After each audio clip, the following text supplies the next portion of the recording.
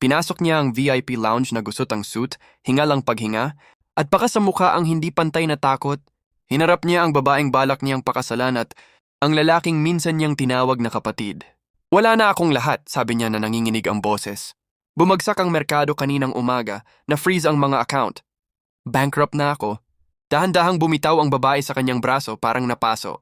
Tumalim ang ngiting may halong pagkasuklam. Bankrupt? Panunuyan niya. Ibig sabihin tatalbog na ang mga tseke sa kasal natin. Napatawa ang kaibigan. Paikot-ikot ang champagne sa baso. Maging totoo tayo. Kung wala kang pera, pabigat ka na lang. Ayokong maikabit sa isang talunan.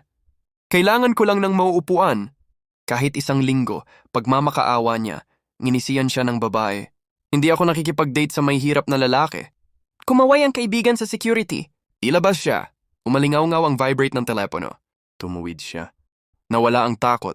Naglaho ang panghihina ng balikat at napalitan ng kalmadong tindig. Palitan na ang eksena. Mag-relax kayo, sabi niya ng pantayang tono. Inaayos ang manggas. Wala akong nawalang kahit isang sentimo. Tinapos ko lang ang isang pagbili ngayong araw. Tumigil siya sandali. Matatag ang tingin.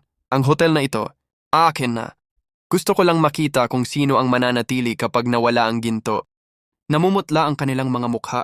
Security, marinyang utos. Ilabas ang mga bisitang ito. Habang umaagos ang mga paghingi ng tawad at umaabot ang mga kamay, hindi siya natinag. Hindi sinisira ng mga unos ang buhay. Ibinubunyag nila ang katapatan. Sa oras ng pagsubok, nasusukat ang tunay na katapatan. Ang nananatili sa gitna ng unos, ang karapat-dapat manatili sa iyong buhay. Kaibigan, kung naantig ka sa ating story, mag-iwan ng komento sa ibaba at huwag kalimutang mag-like, share. Salamat sa panonood.